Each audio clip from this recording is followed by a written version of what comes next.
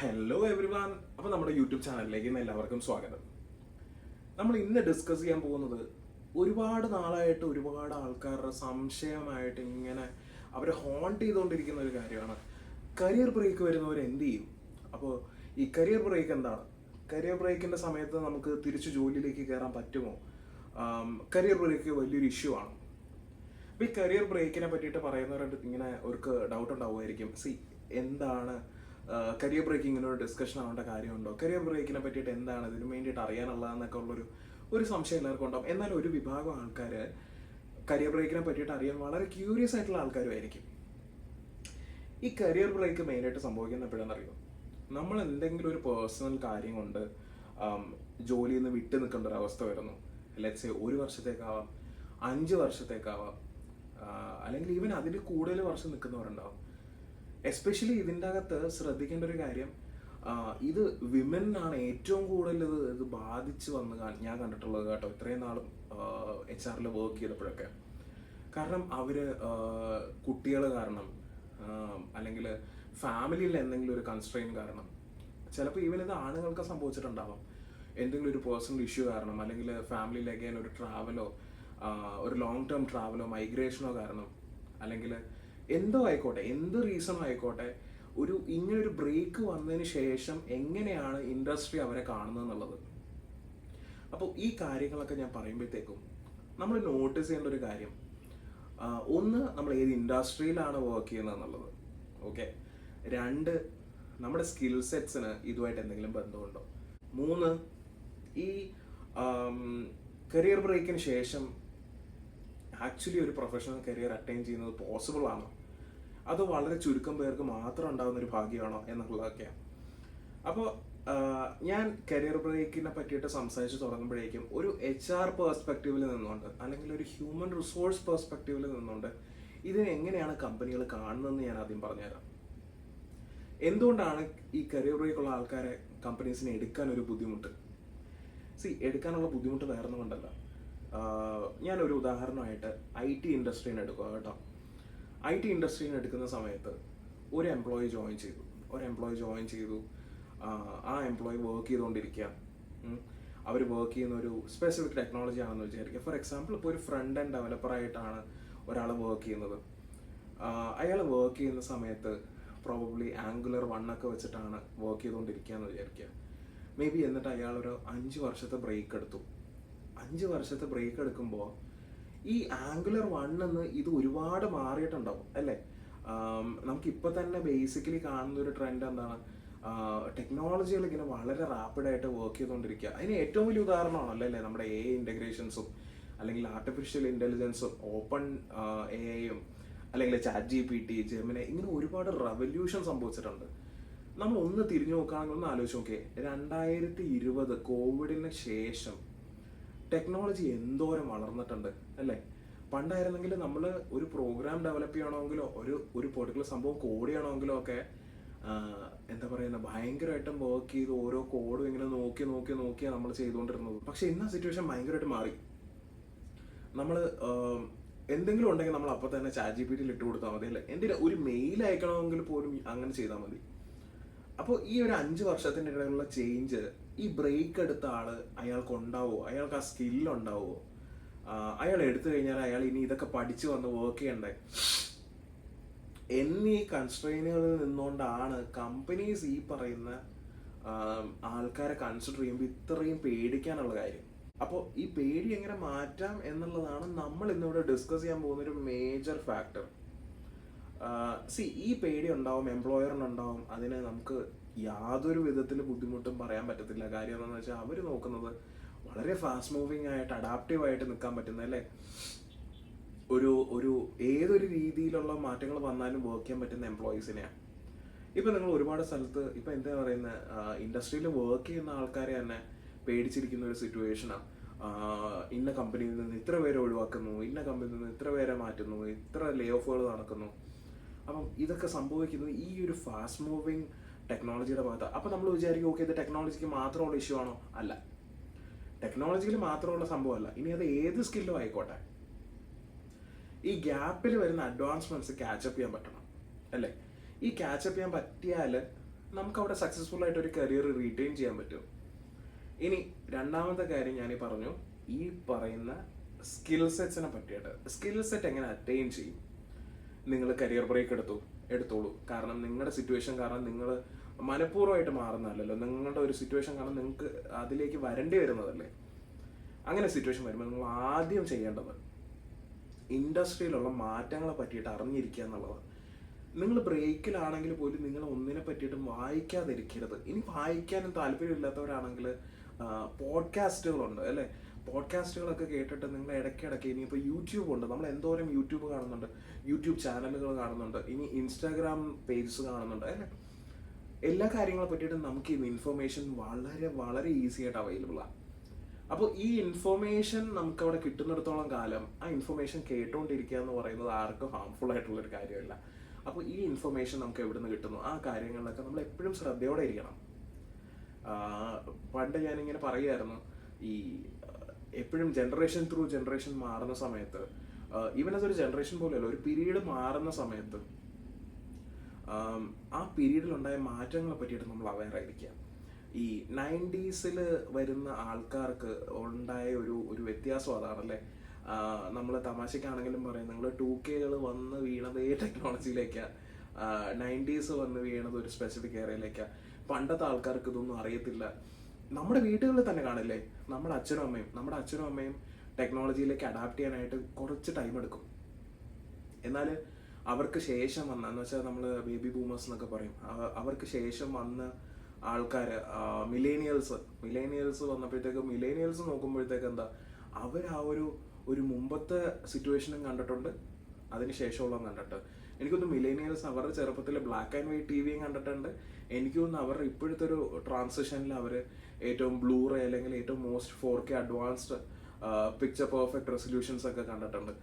അപ്പം ഇങ്ങനത്തെ ചേഞ്ചസ് കണ്ടവരാ അവർ കുറച്ചും കൂടെ അഡാപ്റ്റീവ് ആവും എന്നുള്ളതാണ് പൊതുവെ ഇൻഡസ്ട്രിയിൽ കണ്ടുവരുന്ന ഒരു സ്റ്റഡി. ഇനി നമ്മൾ ഏറ്റവും പുതിയ ജനറേഷൻ എടുത്ത് നോക്കുമ്പോഴത്തേക്ക് അവർ വളരെ അഡ്വാൻസ്ഡ് ആണ് അല്ലേ. ഇപ്പൊ നമ്മൾ ഈ കണ്ടുകൊണ്ടിരിക്കുന്ന പലരും നമ്മുടെ 4ാം ക്ലാസ്സിൽ നമ്മൾ എങ്ങനെയാണ് നമ്മുടെ കാര്യങ്ങൾ ഹാൻഡിൽ ചെയ്തുകൊണ്ടിരിക്കുന്നത് അതുപോലെയാണോ ഇന്നത്തെ 4ാം ക്ലാസ്സിലെ കുട്ടികൾ ഹാൻഡിൽ ചെയ്തുകൊണ്ടിരിക്കുന്നത്? അവർക്ക് വളരെ ഫാസ്റ്റ് മൂവിങ് ആണ്, വളരെ അഡ്വാൻസ്ഡ് ആണ്. അപ്പോൾ എങ്ങനെ അതുമായിട്ട് നമ്മൾ ക്യാച്ചപ്പ് ചെയ്യും? ആൻഡ് അത് നമ്മൾ ഒട്ടും വിഷമിക്കേണ്ട പരാതിപ്പെടേണ്ട ഒരു കാര്യമല്ല. ടൈം മൂവ് ചെയ്യും തോറും അങ്ങനെ ഒരു സിറ്റുവേഷൻ ഉണ്ടാവും. അപ്പോൾ ഞാൻ ഈ പറഞ്ഞ ഈ ഒരു പോയിന്റ് ഒന്ന് നോട്ട് ചെയ്ത് വെച്ചോളൂ. അപ്ഡേറ്റഡ് ആയിരിക്കുക, അതാണ് ഏറ്റവും ഇമ്പോർട്ടൻറ്റ്. ഇൻഡസ്ട്രിയിൽ നടക്കുന്ന കാര്യങ്ങളെ പറ്റിയിട്ട് അറിയാം, നമ്മുടെ ചുറ്റുവട്ടത്ത് നടക്കുന്ന ബിസിനസ് സെനാരിയോസിനെ പറ്റിയിട്ട് അറിയാം. ഇതിനെ പറ്റിയിട്ടൊക്കെ അറിയാൻ വേണ്ടിയിട്ട് വായിക്കാൻ താല്പര്യമുള്ളവർ വായിക്കുക, പോഡ്കാസ്റ്റ് കേൾക്കാൻ താല്പര്യമുള്ളവർ കേൾക്കുക, ഇനി ടെഡെക്സ് ടോക്കുകൾ കാണാൻ താല്പര്യമുള്ളവർ അങ്ങനെ കാണുക. ഏതേലും മെത്തേഡ്സിൽ കൂടെ നിങ്ങൾ അപ്ഡേറ്റഡ് ആയിരിക്കുക എന്നുള്ളതാണ്. ഓക്കെ. ഇനി സ്കിൽ ഡെവലപ്മെന്റ് പൊതുവെ എല്ലാവരും വളരെ അണ്ടർ റേറ്റ് ചെയ്ത് കാണുന്ന ഒരു കാര്യം കേട്ടോ. സത്യം പറഞ്ഞു കഴിഞ്ഞാൽ ഈ സ്കിൽ ഡെവലപ്മെന്റിന്റെ ഒരു ലാഗ് കാരണമാണ് സത്യം പറഞ്ഞു കഴിഞ്ഞാൽ നല്ലൊരു ജനറേഷൻ ആൾക്കാരും എന്താ പറയുന്ന ഈ ജോലി കിട്ടാതെ ബുദ്ധിമുട്ടുന്നതിൻ്റെ ഒരു സിറ്റുവേഷൻ വരുന്നത്. അപ്പോൾ ഈ നല്ലൊരു ഗ്രൂപ്പ് ഓഫ് ആൾക്കാർക്ക് ഈ ജോലി കിട്ടാതെ വരുന്നതിൻ്റെ ബുദ്ധിമുട്ടെന്ന് പറയുന്നത് സ്കിൽ സെറ്റ്സ് എവിടെ ഡെവലപ്പ് ചെയ്യണം എന്നറിയാത്തതുകൊണ്ടാണ്. അപ്പോൾ നിങ്ങൾ അടുത്ത് ചോദിക്കും ഏറ്റവും കൂടുതൽ സ്കോപ്പ് എന്തിനാ? എന്നെ സംബന്ധിച്ച് ആ ചോദ്യം ഭയങ്കര ഇറലവൻ്റ് ആണ് കേട്ടോ. സ്കോപ്പ് എന്ന് പറയുന്ന ഒരു സംഭവം കരിയറിൽ ഇല്ല എന്നുള്ളതാണ് സത്യം. എല്ലാത്തിനും സ്കോപ്പ് ഉണ്ട്, പക്ഷെ സ്കോപ്പ് നിൽക്കുന്നത് ഒരു പെർട്ടിക്കുലർ ഏരിയയിലോട്ടൊന്നുമല്ല. ഇപ്പം ഞാനൊരു കാര്യം പറയാം. നമ്മുടെ കേരളത്തിൽ IT പാർക്കുകളൊക്കെ വന്നപ്പോഴത്തേക്കും നമ്മുടെ പേരൻസ് ഒക്കെ നമ്മൾ എന്ത് ചെയ്തു? എൻജിനീയറിംഗ് പഠിക്കാൻ വിട്ടു അല്ലേ. നമ്മുടെ ഇന്നിപ്പം എയുടെ കാര്യങ്ങളൊക്കെ വരുമ്പോഴത്തേക്കും കുറേ പേര് AI പഠിക്കാൻ പോകും. ഏറ്റവും കൂടുതൽ പേര് ഇപ്പം ഞാൻ കണ്ടുവരുന്നത്, എൻ്റെ മുമ്പിൽ റെസ്യൂമേസ് വരുന്ന കൂടുതലും ഡേറ്റ സയൻസ്, ഡേറ്റ അനലിസ്റ്റ് ആൾക്കാരെ. അപ്പം കാരണം എല്ലാവരും പറയും ഡേറ്റ സയൻസ്, ഡേറ്റ അനലിസ്റ്റ് ആൾക്കാർക്ക് ഭയങ്കര സ്കോപ്പ് കൂടുതലാണ്. പക്ഷേ ഇതേ ആൾക്കാർ എന്തു പറയും? നീ ഡേറ്റ അനലിസ്റ്റും ഡേറ്റ സയൻസും ഒക്കെ പഠിച്ചോ, പക്ഷേ കേരളത്തിന് പുറത്തേക്ക് ഞാൻ എന്നെ വിടത്തില്ല കേട്ടോ എന്ന് പറയും. ഇവിടെയൊക്കെയാണ് അടിസ്ഥാനപരമായിട്ടുള്ള പ്രശ്നങ്ങളുള്ളത് കേട്ടല്ലേ. നമ്മൾ അതാ ഞാൻ പറയാം, സ്കോപ്പ് എന്ന് പറയരുത് അതിനെ. സ്കോപ്പ് അല്ല, സ്കോപ്പ് എല്ലാ ജോലിക്കും ഉണ്ട്. നമ്മൾ പലരും അറിയാത്ത ഒരുപാട് തൊഴിലവസരങ്ങളുണ്ട്, വളരെ ഹൈ പേയിങ് തൊഴിലവസരങ്ങളുണ്ട്. ഇപ്പം ഈവൻ ടീ ടേസ്റ്റിംഗ് എന്നൊക്കെ പറഞ്ഞ ഒരു പ്രൊഫഷനാണ്, ഭയങ്കര ഹൈ പേയിങ് പ്രൊഫഷനാണ്. അതുപോലെ തന്നെ എക്സിക്യൂട്ടീവ് സെർച്ച് എന്ന് പറയുന്നത് വളരെ ഹൈ പേയിങ് പ്രൊഫഷനാണ്. അപ്പം ഇങ്ങനത്തെ കാര്യങ്ങളൊക്കെ അവിടെ ഇങ്ങനെ ഉണ്ട്. പക്ഷെ നമ്മുടെ ഒരു പ്രശ്നം എന്താണ്, നമ്മൾ ആ സ്കോപ്പിനെ അല്ല നമ്മൾ ഇവാലുവേറ്റ് ചെയ്യുന്നത്. പകരം നമ്മളൊരു പെർട്ടിക്കുലർ സംഭവം വന്നു കഴിഞ്ഞാൽ അത് എവിടെയാണ് ഏറ്റവും കൂടുതൽ നമുക്ക് അപ്ലൈ ചെയ്യാൻ പറ്റുക എന്നുള്ളത് നമ്മൾ നോക്കണം. അപ്പം ഈ അപ്ലൈ ചെയ്യുന്നിടത്ത് ആണ് ഇവിടെ ഒരു വ്യത്യാസം സംഭവിക്കുന്നത്. ഈ പ്രശ്നം ആക്ച്വലി ഒരുപാട് പ്രായമുള്ളവർക്കോ പ്രായം കുറഞ്ഞവർക്കോ എന്നുള്ളൊരു ഡെഫിനേഷൻ ഇല്ല അവിടെ. എന്നിരുന്നാലും ഒരു സിറ്റുവേഷൻ എടുത്തു കഴിഞ്ഞാൽ ഇപ്പോൾ MBA പാസ് ഔട്ട് ആവുന്നവർ നോക്കുന്നത്, ഓക്കെ, ഈ MBA പാസ് ഔട്ട് ആയി കഴിയുമ്പോഴത്തേക്കും ക്യാമ്പസ് പ്ലേസ്മെന്റ് എവിടെ ഏറ്റവും കൂടുതൽ കിട്ടുന്നത്, എന്നാൽ ഇന്ന കോളേജിൽ പോവാം. ക്യാമ്പസ് പ്ലേസ്മെന്റ് ഒരു റെലവൻസ് ആണ്, അല്ലെന്നല്ല ഞാൻ പറയുന്നത്. പക്ഷേ അങ്ങനെയുള്ളവർക്ക് മാത്രമേ ജോലി കിട്ടൂ എന്ന് പറയുന്ന ഒരു മെന്റാലിറ്റിയിൽ നിന്നാണ് നമ്മൾ ശരിക്കും പറഞ്ഞാൽ ഒന്ന് പിന്നിലേക്ക് വലിയേണ്ടത്.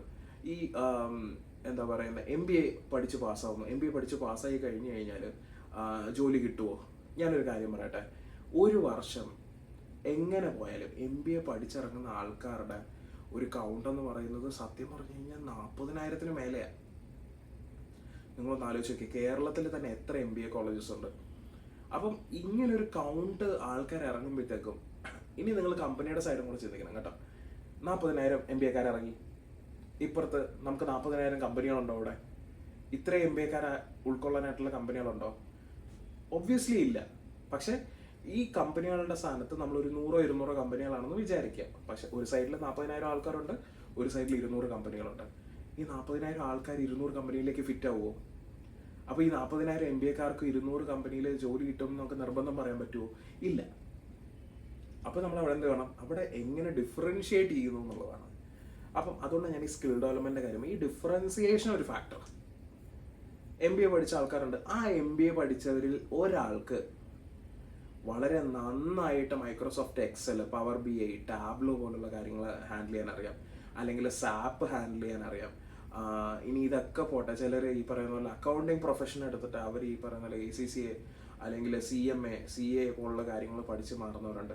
ഫിനാൻഷ്യൽ മോഡലിംഗ്, അതുപോലെ തന്നെ പ്രഡിക്റ്റീവ് അനാലിസിസ് അല്ലെങ്കിൽ ഫിനാൻഷ്യൽ അനലിസ്റ്റുകൾക്ക് തന്നെ ഇഷ്ടംപോലെ ഉണ്ട്. ഇപ്പോൾ ഈ ജനറേറ്റീവ് AI പഠിച്ചു വെച്ചിരിക്കുക. ഇനിയിപ്പോൾ HR എടുക്കുന്നവരാണെങ്കിൽ HR അനാലിറ്റിക്സ് പഠിച്ചു വെച്ചിരിക്കുക.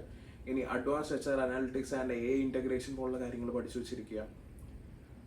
ഞാനിപ്പോൾ പറയുന്ന കോഴ്സസ് ഒക്കെ നിങ്ങൾ ജസ്റ്റ് കേട്ടിരുന്നാൽ മതി, ഞാൻ നിങ്ങൾക്ക് ഒരു ഹൈലൈറ്റ് കിട്ടാൻ വേണ്ടി പറയാം. ഈ പറയുന്ന ഒരു ആഡ് ഓൺ അവിടെ എപ്പോഴും ആവശ്യമാണ്. MBA മാത്രം വെച്ചുകൊണ്ട് ഇരുന്ന് കഴിഞ്ഞാൽ ആ ഗ്രൂപ്പ് ഓഫ് ആൾക്കാരിൽ അവരൊക്കെ പിന്നോട്ട് വലിഞ്ഞു പോകും. കാര്യം എന്താണെന്ന് വെച്ച് കഴിഞ്ഞാൽ, ഞാനീ പറഞ്ഞ പോലെ ഈ 40 പേരുടെ ഇടയിൽ നിങ്ങൾ എങ്ങനെ ഡിഫറൻഷിയേറ്റ് ചെയ്ത് നിൽക്കുന്നു എന്നുള്ളതല്ലേ. അപ്പോൾ നിങ്ങൾ ഡിഫറൻഷിയേറ്റ് ചെയ്ത് നിൽക്കാൻ അവിടെ ശ്രമിക്കുക എന്നുള്ളതാണ് ഇതിൻ്റെ അകത്ത് ഏറ്റവും ഇമ്പോർട്ടൻറ്റ്. നിങ്ങൾ ഏത് ഇൻഡസ്ട്രി ആയിക്കോട്ടെ. ഞാൻ അങ്ങനെ പറഞ്ഞു പോയ ഈ വീഡിയോ ഭയങ്കരമായിട്ട് ലെങ്തി ആയി പോകും, അതുകൊണ്ട് ഞാൻ എല്ലാ ഇൻഡസ്ട്രിയും പറയാത്ത. അപ്പോൾ നിങ്ങൾ ഏത് ഇൻഡസ്ട്രി ആയിക്കോട്ടെ, ഏത് ഇൻഡസ്ട്രിയിലേക്ക് കയറുമ്പോഴും ആ ഇൻഡസ്ട്രിയിൽ നിൽക്കുന്ന പല പല കാര്യങ്ങൾ പഠിക്കാൻ തുടങ്ങുക. ഇപ്പോൾ നമുക്ക് ജോബ് ഓപ്പർച്യൂണിറ്റീസ് വരുമ്പോഴത്തേക്കും ചിലർ പ്രത്യേകം പറയും ഇന്ന സർട്ടിഫിക്കേഷൻ വേണം. ഏർലി കോവിഡിൻ്റെ സമയത്ത് എല്ലാവരും ഗൂഗിളിൻ്റെയും മൈക്രോസോഫ്റ്റിൻ്റെ ഒക്കെ ഫ്രീ സർട്ടിഫിക്കേഷൻസ് ഒക്കെ കയറി ചെയ്യുമായിരുന്നു.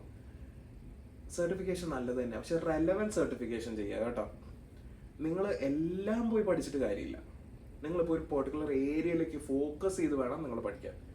നിങ്ങൾക്ക് ഡേറ്റ അനലിറ്റിക്സിലേക്കാണ് താല്പര്യമെങ്കിൽ ഡേറ്റ അനലിറ്റിക്സുമായിട്ട് ബന്ധപ്പെട്ട പല പല കാര്യങ്ങൾ പഠിക്കാൻ ശ്രമിക്കുക. ആ ഒരു ടാർഗറ്റഡ് ആയിട്ട് അപ്രോച്ച് ചെയ്യുക. അപ്പം ഈ കരിയർ ബ്രേക്ക് വരുന്നവർ ഇത് തന്നെയാണ് ചെയ്യുന്നത്. നിങ്ങൾ കരിയർ ബ്രേക്ക് വന്നു കഴിഞ്ഞാൽ നിങ്ങളുടെ സ്കിൽ ഡെവലപ്മെൻറ്റ് നിങ്ങൾ ഏതെങ്കിലും ഒരു ഭാഗത്തേക്ക് ഇങ്ങനെ കൊണ്ടുപോകണം. നന്നായിട്ട് നിങ്ങൾ പഠിക്കുന്ന കാര്യങ്ങൾ അങ്ങോട്ടൊന്ന് കോർണർ ചെയ്ത് പഠിക്കണം. ഓക്കെ, അല്ലെങ്കിൽ നാരോ ഡൗൺ ചെയ്ത് പഠിക്കണം. ഒരുപാട് ബ്രോഡായിട്ട് പഠിക്കരുത്. ഇനിയിപ്പം നിങ്ങൾ പറയുകയാണ് ഓക്കെ ബിസിനസ് അനലിറ്റിക്സിന് സ്കോപ്പ് ഉണ്ട്, അങ്ങനെയാണെങ്കിൽ ഞാൻ ബിസിനസ് അനലിറ്റിക്സ് പഠിക്കാം. ഡേറ്റ അനലിസ്റ്റിന് സ്കോപ്പ് ഉണ്ട്, അപ്പോൾ ഞാൻ ഡേറ്റ അനലിറ്റിക്സിൻ്റെ ഒരു സർട്ടിഫിക്കേഷൻ കൂടെ എടുത്ത് വെച്ചേക്കാം. That would land you on a job. നിങ്ങൾ അങ്ങനെ ചെയ്യുമ്പോഴത്തേക്ക് നിങ്ങളൊരു ജോബിലേക്ക് അത് ലാൻഡ് ചെയ്യാനായിട്ട് സഹായിക്കില്ല. ഒരു ഏരിയ ചൂസ് ചെയ്യുക പോട്ടെ, 2 ഏരിയ മാക്സിമം, അതിൻ്റെ അപ്പുറത്തേക്ക് ചൂസ് ചെയ്യരുത്. അങ്ങനെ അത് ചൂസ് ചെയ്ത് ആ ഏരിയയിൽ മൾട്ടിപ്പിൾ കാര്യങ്ങൾ പഠിച്ച് ലൈവ് പ്രോജക്റ്റ് ചെയ്യാൻ ശ്രമിക്കുക. ആൻഡ് ഒരു കുറച്ചിലും വിചാരിക്കേണ്ട നിങ്ങൾ ബ്രേക്ക് എടുത്തു എന്ന് വിചാരിച്ചിട്ട് നിങ്ങൾക്ക് ഉറപ്പായിട്ടും ചിലപ്പം കമ്പനീസ് നിങ്ങൾ ചിലപ്പോൾ ഇന്റേൺസ് ആയിട്ടായിരിക്കും എടുക്കാൻ പോകുന്നത്, അല്ലെങ്കിൽ ട്രെയിനീസ് ആയിട്ടായിരിക്കും എടുക്കാൻ പോകുന്നത്. ധൈര്യമായിട്ട് കയറിച്ചില്ല. നിങ്ങൾക്ക് ഒരു അവസരമാണത് അല്ലേ. ഇന്റേൺഷിപ്പ് ചെയ്യുന്നതിൻ്റെ കാര്യത്തിൽ നമ്മൾ മലയാളികൾ ഒരുപാട് പുറകിലോട്ടാണ്. നമ്മൾ ഇന്റേൺഷിപ്പിനെ കാണുന്നത് എന്താണെന്നറിയോ? ഓക്കെ, കമ്പനിക്കാർ ഫ്രീ ആയിട്ട് കുറച്ച് പണി ചെയ്യിപ്പിക്കാനായിട്ട് ശ്രമിക്കുക. സി, അവര് വലിയതായിട്ട് പേ ചെയ്യത്തില്ല ഇന്റേൺസിന്, അത് ശരിയാണ്. പക്ഷേ നിങ്ങളത് ചെയ്യുന്നത് കൊണ്ട് എന്താ സംഭവിക്കുന്നത്? നിങ്ങളൊരു സ്ട്രോങ് എക്സ്പീരിയൻസ് അവിടെ ബിൽഡ് ചെയ്തുകൊണ്ടിരിക്കുക. ഏതൊരു റിക്രൂട്ടറിൻ്റെ അടുത്ത് നിങ്ങൾ ചെല്ലുമ്പോൾ അവർ ചോദിക്കാറില്ല എക്സ്പീരിയൻസ് എത്രയാന്ന്. ഇപ്പോൾ നമ്മൾ പറയാം, നിങ്ങൾക്ക് എക്സ്പീരിയൻസ് ഉണ്ടോ? നിങ്ങൾ ഫ്രഷറാണോ? ഫ്രഷർ ആണെങ്കിൽ ഓക്കെ, സോറി പറ്റത്തില്ല, ഞാനിവിടെ എക്സ്പീരിയൻസ്ഡ് ആൾക്കാരെ മാത്രമേ നോക്കുന്നുള്ളൂ. പക്ഷെ ഇതേ റിക്രൂട്ടറിൻ്റെ അടുത്ത് പറയാണ്, സർ, മാം, അല്ലെങ്കിൽ മിസ്റ്റർ ഓർ മിസ്സസ് HR, നിങ്ങൾ ചോദിക്കുന്ന ആൻസറിനുള്ള ഉത്തരം എന്ന് പറയുന്നത് എനിക്ക് ഒരു ഇത്രയും നാളത്തെ കോർപ്പറേറ്റ് എക്സ്പീരിയൻസ് ഇല്ല, പക്ഷേ അല്ലെങ്കിൽ പ്രൊഫഷണൽ ജോബായിട്ട് എക്സ്പീരിയൻസ് ഇല്ല, പക്ഷേ എനിക്ക് ഇന്റേൺഷിപ്പ് ചെയ്തിട്ടുണ്ട്, ഞാൻ ഇത്ര കമ്പനികളിൽ ഇന്റേൺഷിപ്പ് ചെയ്തിട്ടുണ്ട്, ഫ്രീ ആയിട്ടിരിക്കുന്ന സമയമല്ലേ, അപ്പം ചെറിയ ചെറിയ 3 months ഇന്റേൺഷിപ്പ്, 6 months ഇന്റേൺഷിപ്പ് ഒക്കെ ചെയ്യാം. അപ്പോൾ ഇന്റേൺഷിപ്സിൻ്റെ നമ്പർ കൂട്ടുമ്പോഴത്തേക്ക് അവർ പറയും, ഓക്കെ, ഈ കുട്ടി ഇങ്ങനെയൊക്കെ ആണെങ്കിലും ആൾക്ക് കുറച്ച് എക്സ്പോഷർ ഉണ്ട് അല്ലേ, അവർ ഫുൾ ടൈം ആയിട്ട് വർക്ക് ചെയ്തിട്ടില്ല എന്നേ ഉള്ളൂ, ഇന്റേൺ ആയിട്ട് വർക്ക് ചെയ്തിട്ടുണ്ട്. സോ ഇന്റേൺ ഒക്കെ ആയിട്ട് വർക്ക് ചെയ്ത് ആ ഒരു എക്സ്പീരിയൻസ് ബിൽഡ് ചെയ്യുക, അതിനുള്ള അവസരങ്ങൾ ഉണ്ടാവുക. ലൈവ് പ്രോജക്റ്റ് അടുത്തൊരു സംഭവം, നിങ്ങൾ സ്പെസിഫിക് ആയിട്ടുള്ള ചില കാര്യങ്ങളിൽ അല്ലെങ്കിൽ വളരെ നീഷായിട്ടുള്ള ചില കാര്യങ്ങളിൽ നിങ്ങൾക്ക് ഒരു ഐഡിയ ഉണ്ടെങ്കിൽ നിങ്ങൾ അതിനെ പറ്റിയിട്ട് ഒരു ലൈവ് പ്രോജക്റ്റ് ചെയ്യാം. സ്കിൽ ഷെയർ എന്നൊക്കെ പറഞ്ഞൊരു വെബ്സൈറ്റ് ഉണ്ട് കേട്ടോ. സ്കിൽ ഷെയറിൻ്റെ അകത്തൊക്കെ നമ്മളൊരു പെർട്ടിക്കുലർ സംഭവം പഠിച്ചിട്ട് അതിൻ്റെ അകത്ത് തന്നെ നമുക്ക് നമ്മുടെ പ്രോജക്റ്റ് പബ്ലിഷ് ചെയ്യാൻ പറ്റും. പബ്ലിഷ് ചെയ്ത് കഴിഞ്ഞാൽ അത് നോക്കി സെലക്ട് ചെയ്യുന്നവരുണ്ട്. ഞാൻ ആക്ച്വലി ഒരു പൊസിഷൻ വന്നപ്പോഴത്തേക്കും എനിക്ക് ഒരു പെർട്ടിക്കുലർ പൊസിഷനിൽ ആൾക്കാരെ കിട്ടാനായിട്ട് ജൂനിയേഴ്സിന് വേണം. പക്ഷേ ജൂനിയേഴ്സിന് നോക്കുമ്പോഴത്തേക്കും നമ്മൾ എല്ലായിടത്തൊക്കെ സെർച്ച് ചെയ്യുമ്പോൾ ഒരുപാട് റെസ്യൂമേഴ്സ് വരും. അപ്പോൾ നമ്മൾ എന്ത് ചെയ്യാന്ന് പറയാം, നമ്മൾ ഇതുപോലത്തെ പ്രോജക്റ്റുകളൊക്കെ നോക്കും, ചെയ്തിട്ടുണ്ടോ, അത് ചെയ്തിട്ടുണ്ടോ. ആ പ്രോജക്റ്റ് നോക്കിയിട്ട് ഞാൻ ഹയർ ചെയ്തിട്ടുണ്ട്. ഞാൻ മാത്രമല്ല, എൻ്റെ സർക്കിളിലുള്ള ഒരുപാട് HRകൾ അങ്ങനെ ഹയർ ചെയ്യുന്നുണ്ട്. സോ സ്കിൽ ഡെവലപ്മെൻറ്റ്, പിന്നെ ലൈവ് പ്രോജക്റ്റ് പോലുള്ള കാര്യങ്ങൾ ഹാൻഡിൽ ചെയ്യാം. HRസുമായിട്ട് വളരെ കണക്റ്റഡ് ആയിരിക്കുക. എന്നിട്ട് നിങ്ങൾ ലിങ്ക്ഡിൻ പോലുള്ള സോഷ്യൽ മീഡിയ പ്ലാറ്റ്ഫോംസിൽ നിർബന്ധമായിട്ടും വേണം. ഞാൻ ഒരു കാര്യം പറയാം, നിങ്ങൾ ഇൻസ്റ്റാഗ്രാം അക്കൗണ്ട് ഉണ്ട്, ഫേസ്ബുക്ക് അക്കൗണ്ട് ഉണ്ട്, ലിങ്ക്ഡിൻ അക്കൗണ്ട് ഇല്ലെങ്കിൽ അത് ആക്ച്വലി വലിയൊരു നാണക്കേടാണ്. കാര്യം എന്താണെന്ന് വെച്ചാൽ, ഇൻസ്റ്റാഗ്രാം എന്തിനാണോ നമ്മൾ യൂസ് ചെയ്യുന്നത്, ഫേസ്ബുക്ക് എന്തിനാണോ യൂസ് ചെയ്യുന്നത്, അതുപോലെ പാരലായിട്ട് നമ്മുടെ റിക്വയർമെൻ്റ് ആണ് പ്രൊഫഷൻ, അതിന് വേണ്ടിയിട്ട് നിങ്ങൾ ലിങ്ക്ഡിൻ യൂസ് ചെയ്യണം. വളരെ തമാശ രൂപേണ ഞാനൊരു കാര്യം പറയുന്നതേ ഉള്ളൂ. റേഷൻ കാർഡിൽ പേരില്ലെങ്കിൽ പോലും നിങ്ങൾ ലിങ്ക്ഡിനിൽ നിങ്ങളുടെ അക്കൗണ്ട് ഉണ്ടാവണം. ലിങ്ക്ഡിൻ അക്കൗണ്ട് നിങ്ങൾ വളരെ നന്നായിട്ട് മെയിൻറ്റെയിൻ ചെയ്യണം. ലിങ്ക്ഡിനിൽ നിങ്ങൾക്ക് പറ്റുകയാണെങ്കിൽ പല കാര്യങ്ങളും പോസ്റ്റ് ചെയ്യാൻ ശ്രമിക്കണം. അപ്പോൾ നമ്മൾ അതിൽ കൂടെ ഒരുപാട് നെറ്റ്വർക്കിംഗ് ചെയ്യാൻ പറ്റും. അപ്പോൾ ഈ ലിങ്ക്ഡിൻ്റെ അകത്തും ചില കാര്യങ്ങളൊക്കെ നിങ്ങൾ ചില അറിയുന്ന കാര്യങ്ങളെ പറ്റിയിട്ട് നിങ്ങൾക്ക് മെൻഷൻ ചെയ്യാൻ പറ്റും. ഈ പറഞ്ഞ ലിങ്ക്ഡിനിൽ നിന്ന് നമുക്ക് കുറേ പ്രോജക്റ്റുകൾ കിട്ടും. നിങ്ങളുടെ പ്രോജക്റ്റുകളെ പറ്റിയിട്ട് നമുക്ക് അവിടെ സംസാരിക്കാം. സോ അതുവഴി നിങ്ങൾക്ക് നല്ലൊരു കരിയർ ഓപ്പണാവും. അപ്പം ഈ ഞാൻ ഇപ്പോൾ പറഞ്ഞ കുറച്ച് കാര്യങ്ങളൊക്കെ വെച്ച് നിങ്ങൾ സംസാരിച്ച് നിങ്ങളുടെ പോർട്ട്ഫോളിയോ എന്ന് പറഞ്ഞു കഴിഞ്ഞാൽ നമ്മുടെ റെസ്യൂമെ, എങ്ങനെയാണ് നമ്മുടെ റെസ്യൂമെ എന്നുള്ളത്, ആ റെസ്യൂമയ്ക്കകത്ത് ഈ കാര്യങ്ങളൊക്കെ വരുമ്പോഴത്തേക്കും കമ്പനി അപ്പം ചിന്തിക്കുന്ന കാര്യം, ഓക്കെ, ബാക്കിയുള്ളവരെ പോലെയല്ല, ഇന്നാൾ ഇത്രയും വർക്ക് ചെയ്ത് ഇതൊക്കെ ചെയ്തിട്ടുണ്ട്, സോ ഇന്നയാളെ നമുക്ക് ഹയർ ചെയ്യാം. നിങ്ങൾക്കൊരു മൂല്യം ഉണ്ടാക്കിയെടുക്കണം കേട്ടോ, ഒരു വാല്യൂ. ആ വാല്യൂ ബിൽഡ് ചെയ്തെടുക്കുമ്പോഴത്തേക്കും നമുക്ക് ജോലിയിലേക്ക് എൻ്റർ ചെയ്യാനും കുറേ കൂടി ഈസി ആയിരിക്കും. ഇനി ഞാൻ എൻ്റെ തന്നെ ഒരു കഥ പറയാം. ഞാൻ ആക്ച്വലി 12th കഴിഞ്ഞപ്പോഴത്തേക്കും എനിക്ക് BBAക്ക് പോകണമായിരുന്നു. ഞാൻ BBAക്ക് പോയി. അത് കഴിഞ്ഞിട്ട് MBAക്ക് പോകാനായിട്ട് എനിക്ക് ഫൈനാൻഷ്യലി അത്ര നല്ലൊരു വെൽ ഓഫ് ബാക്ക്ഗ്രൗണ്ട് എനിക്കില്ലായിരുന്നു അന്ന്. പക്ഷെ എനിക്ക് HR ഭയങ്കര ഇഷ്ടമായിരുന്നു. എൻ്റെ ഫാദർ HR ആയിരുന്നു. അപ്പം എനിക്ക് അച്ഛൻ ഇങ്ങനെ HR കാര്യങ്ങളൊക്കെ പറഞ്ഞ് കേൾക്കുമ്പോൾ എനിക്ക് ഭയങ്കര ഇൻട്രസ്റ്റിംഗ് ആയിട്ട് തോന്നും. അപ്പോൾ ഞാനും വിചാരിക്കും ഈ HR ആവണമല്ലോ. പക്ഷെ എൻ്റെ അച്ഛൻ MBAക്കാരനായിരുന്നു. അപ്പം പക്ഷെ ഞാൻ MBAക്കാരനല്ലായിരുന്നു ആ സമയത്ത്. അപ്പം ഞാനിങ്ങനെ ബുദ്ധിമുട്ടൊക്കെ ആയിരുന്ന സമയത്ത് MBAക്കൊക്കെ പോകാതെ പറ്റിയപ്പോഴത്തേക്കും, പക്ഷെ ഞാൻ അപ്പോഴും ചെയ്തൊരു കാര്യമാണ്, ഞാൻ യൂട്യൂബൊക്കെ എടുത്ത് ഇങ്ങനെ ചുമ്മാ ഓരോ HR റിലേറ്റഡ് വീഡിയോസൊക്കെ കണ്ട് HRനെ പറ്റിയിട്ട് കുറേ കൂടെ പഠിക്കാൻ തുടങ്ങി. അങ്ങനെ എനിക്ക് ലേബർ അല്ലെങ്കിൽ ഇൻഡസ്ട്രിയൽ വെൽഫെയർ ലോസിനോടൊക്കെ ചെറിയൊരു ഇൻട്രസ്റ്റ് ഒക്കെ തോന്നി. ആ സമയത്ത് എൻ്റെ കൂടെ MBAക്ക് അന്ന് പഠിച്ചുകൊണ്ടിരുന്നവരിൽ പലർക്കും ലേബറിനെ പറ്റിയിട്ട് വലിയ ധാരണയില്ലായിരുന്നു, ഈ ലേബർ ലോസിനെ പറ്റിയിട്ട്.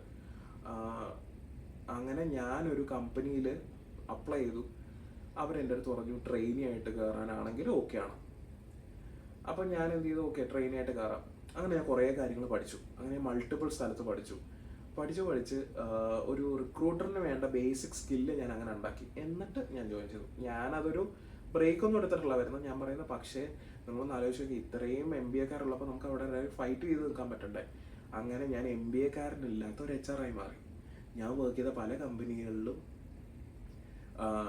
MBA ഉള്ള സീനിയർ പ്രൊഫഷണൽസിൻ്റെ കൂടെ ഞാൻ വർക്ക് ചെയ്തു. കുറച്ച് കഴിഞ്ഞപ്പോഴത്തേക്ക് MBA ഇല്ലാത്ത എൻ്റെ അടിയിൽ MBA കാർ റിപ്പോർട്ട് ചെയ്യാൻ വരെ തുടങ്ങി. അപ്പം അങ്ങനത്തെ രീതിയിൽ നമ്മൾ ഗ്രോ ചെയ്യുന്നത് നമ്മുടെ സ്കില്ല് നമ്മൾ ഡെവലപ്പ് ചെയ്യാനായിട്ട് ട്രൈ ചെയ്യുന്നത് കൊണ്ടാണ്. അപ്പോൾ ബ്രേക്ക് ഉള്ളവരാണെങ്കിലും അല്ലെങ്കിലും സ്കില്ല് ഡെവലപ്പ് ചെയ്യുകയാണെങ്കിൽ നമുക്ക് ഇതിലേക്ക് എത്താൻ പറ്റും. അപ്പോൾ നമ്മൾ എന്തൊക്കെ പറഞ്ഞു? നമ്മൾ ഇൻഡസ്ട്രി കണക്ടിവിറ്റിയുടെ കാര്യം പറഞ്ഞു, സ്കിൽ ഡെവലപ്മെൻറ്റിൻ്റെ കാര്യം പറഞ്ഞു, ലിങ്ക്ഡിനിൽ മെയിൻറ്റെയിൻ ചെയ്യുന്ന കാര്യം പറഞ്ഞു, നിങ്ങൾ നല്ലൊരു പോർട്ട്ഫോളിയോ ഉണ്ടാക്കുന്നതിനെ പറ്റിയിട്ട് പറഞ്ഞു. ഇനി നിങ്ങൾ പറയാണ് ഞാൻ ഇതൊക്കെ ചെയ്യുന്നുണ്ടോ, പക്ഷേ എൻ്റെ ഏജ് ഒരു പ്രോബ്ലം ആണോ? ഒരുപാട് ഇൻഡസ്ട്രികളിൽ ഏജ് ഒരു പ്രോബ്ലമായിട്ട് വരും. അത് ഞാൻ നിങ്ങളോട് തർക്കിക്കുന്നില്ല. ഏജ് ഒരു പ്രോബ്ലമായിട്ട് വരും. ഈ ഏജ് ഒരു പ്രോബ്ലമായിട്ട് വരുന്നത് ഒരു 50s ഒക്കെ അടുപ്പിക്കുമ്പോഴാണ്. ഒരു 45 വരെയൊക്കെ നമുക്ക് ഈ ഒരു പ്രശ്നത്തിന് എങ്ങനെയെങ്കിലുമൊക്കെ നമുക്ക് എസ്കേപ്പ് ചെയ്ത് മാറാൻ പറ്റും. 50ക്ക് ശേഷം ജോലി മേടിക്കുന്നവരുണ്ട്, ഇല്ലാന്നല്ല. പക്ഷെ പോസിബിലിറ്റീസ് കുറഞ്ഞു വരും ഭയങ്കരമായിട്ടും. ഇതിൻ്റെ ഇടയിലാണ് നിങ്ങളുടെ കരിയർ ബ്രേക്ക് വരുന്നതെങ്കിൽ ട്രസ്റ്റ് മീ, നിങ്ങൾ ഈ കാര്യങ്ങൾ ചെയ്താൽ നിങ്ങൾക്ക് ഉറപ്പായിട്ടും തിരിച്ച് കമ്പനികളിലേക്ക് കയറാൻ പറ്റും. പിന്നെ വേറെ കാര്യം അറിയോ, ഇപ്പോൾ ഒരുപാട് കമ്പനികളിൽ കരിയർ ബ്രേക്ക് ഉള്ള ലേഡീസിനെയും അല്ലെങ്കിൽ കരിയർ ബ്രേക്ക് ഉള്ള ആൾക്കാരെയും തിരിച്ചു കൊണ്ടുവരാനായിട്ടുള്ള ക്യാമ്പയിൻ വരെ നടക്കുന്നുണ്ട്. അതെന്തുകൊണ്ടാണെന്ന് വെച്ച് കഴിഞ്ഞാൽ ഇത്രയും നാളും ബ്രേക്ക് എടുക്കുന്നവരെക്കാട്ടിയും എക്സ്പെൻസീവ് ആണ് ബ്രേക്ക് എടുക്കാത്ത ആൾക്കാരെ കമ്പനികളിലേക്ക് ഹയർ ചെയ്യാൻ. അപ്പോൾ ഈ ബ്രേക്ക് എടുക്കുന്നവരാകുമ്പോഴത്തേക്കും അത്രത്തോളം എക്സ്പെൻസ് വരത്തില്ലാത്തതുകൊണ്ട് കമ്പനീസ് അങ്ങനെ ഒരു പ്രിഫറൻസ് കൊടുക്കുന്നുണ്ട്.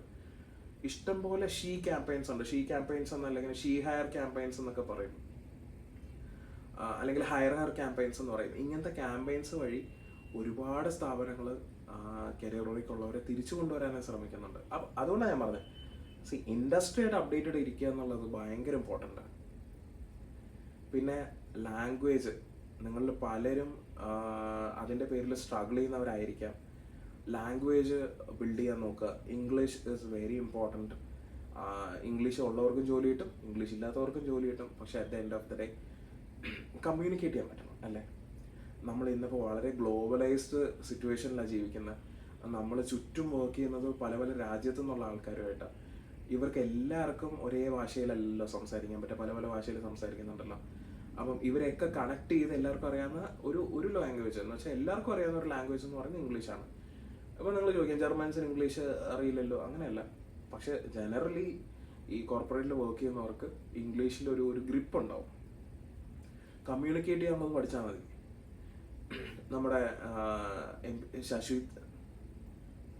നമ്മുടെ MP ശശി തരൂർ സാറിനെ പോലെയോ അല്ലെങ്കിൽ എന്താ പറയുന്ന നമ്മുടെ പൃഥ്വിരാജിനെയൊക്കെ പോലെയോ ഇംഗ്ലീഷ് പറയണമെന്നല്ല അതുകൊണ്ട് ഉദ്ദേശിക്കുന്നത്. വളരെ നോർമലായിട്ട് കമ്മ്യൂണിക്കേറ്റ് ചെയ്യാൻ പറ്റുന്ന ഇംഗ്ലീഷ്. ഇപ്പം എൻ്റെയൊക്കെ ഇംഗ്ലീഷ് കേട്ടിട്ടില്ലേ, വളരെ നോർമൽ ഇംഗ്ലീഷാണ്. അത് ഭയങ്കര ആക്സെൻറ്റഡ് ആയിട്ടുള്ള ഇംഗ്ലീഷ് ഒന്നുമല്ല.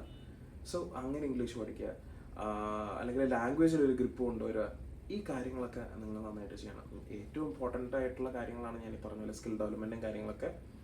CV അപ്ഡേറ്റഡ് ആയിരിക്കുക, വെരി ഇമ്പോർട്ടൻറ്റ്. നിങ്ങൾക്ക് CV അപ്ഡേഷനിൽ എന്തെങ്കിലും ഹെൽപ്പ് ഉണ്ടെങ്കിൽ വേണമെങ്കിൽ ഈ വീഡിയോയ്ക്ക് താഴെ കമൻറ്റ് ചെയ്ത് കഴിഞ്ഞാൽ അതിൻ്റെ ഹെൽപ്പിനുള്ള കാര്യങ്ങളൊക്കെ ഞാൻ പറഞ്ഞുതരാം.